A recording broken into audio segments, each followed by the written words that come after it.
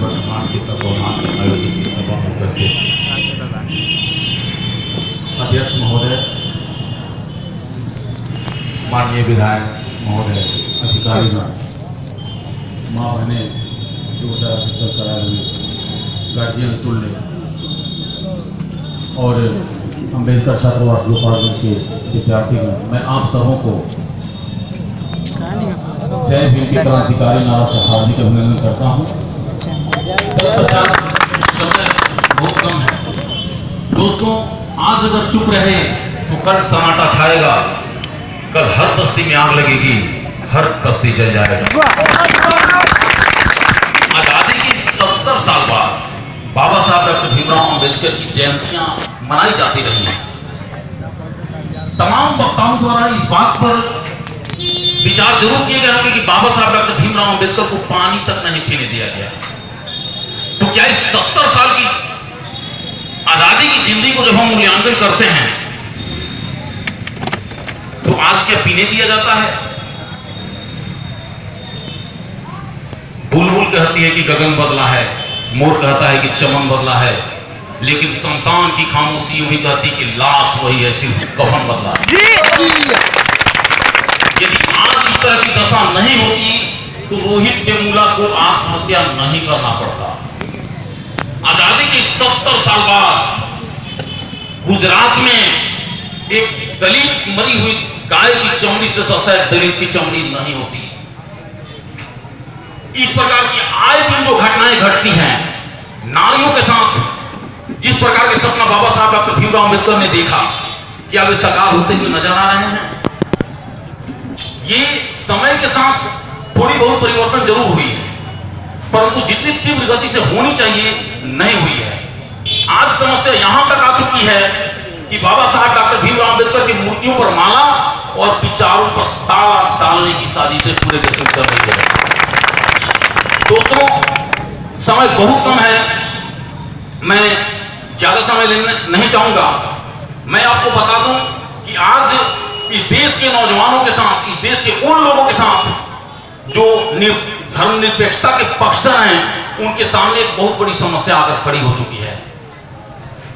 वह समस्या यह है कि जिस प्रकार से इस देश में बुद्ध को रंग दिया गया, कबीर को रंग दिया गया, उस प्रकार के आज के नौजवान बाबा साहब के विचारों को बचा पाते हैं या इन्हें भी रंग दिया जाएगा। समस्याएं बहुत हैं। आज एक एक जगह पे बातें होती हैं, हम देखते हैं, बार बार कहते हैं कि बाबा साहब को पानी नहीं पीने दिया गया, उनको पढ़ने नहीं दिया गया, उनको चलने नहीं दिया गया। इस प्रकार की समस्याएं आज भी हैं, आज भी है इस तरह की समस्याएं। हर रोज जूझना पड़ रहा है इससे।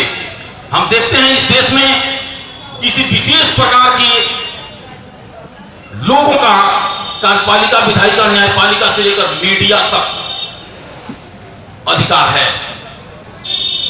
और इस देश में ही नहीं, आज पूरे विश्व को यदि तृतीय विश्व युद्ध से बचानी है तो बाबा साहब डॉक्टर भीमराव अंबेडकर के सिद्धांत को जमीन पर उतारने की जरूरत है। जिस प्रकार हम देखते हैं कि बाबा साहब डॉक्टर भीमराव अंबेडकर ने जो सपने देखे थे, आज आजादी के 70 साल बाद बाबा साहब ने जो पूना पैक्ट में जिसकी वजह से हुई थी 2 वोट का अधिकार उनके द्वारा जो मांग रहे थे उसको छीना गया, उसको आरक्षण में कन्वर्ट कर दिया गया। बाबा साहब आरक्षण का मांग नहीं किए थे और आरक्षण जो दी गई समाज में समानता लाने के लिए दी गई और उसको प्रत्यक्ष अथवा अप्रत्यक्ष रूप से उसके ऊपर खतरे के बादल मंडरा रहे हैं और धीरे धीरे उसमें कटौती की जा रही है, जिसको हम इस प्रकार से समझ सकते हैं। निजीकरण के माध्यम से, ग्लोबलाइजेशन के माध्यम से जो सरकारी नौकरियां हैं उसकी भागीदारी दिन प्रतिदिन कम होती जा रही है। आए दिन इस देश के कोने कोने में आरक्षण हटाने की मांग की जा रही है, परंतु इस देश में समानता कितना हुआ और कितना नहीं हुआ इस पर विचार लगभग नहीं किए जा रहे हैं। और आज मैं, थोड़ी सी मेरी बात कड़वी हो सकती है, मैं उन अपने साथियों से कह देना चाहूंगा कि जिनके रोगों में एक दलित और मूल निवासी का ही खून दौड़ रहा है, जिनके घरों में कांच की खिड़कियां लग चुकी हैं, गर्दन थोड़ी सी मोटी हो गई है, वे इस बात को नहीं पहचान पा रहे हैं।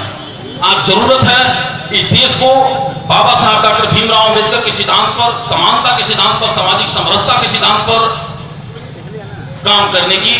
और ज्यादा समय नहीं लेते हुए मैं अपनी बात यहीं खत्म करता हूं। जय भीम, जय भारत। बहुत बहुत धन्यवाद। अंबेडकर छात्रावास से आए हुए थे मनोज कुमार रंजन जी।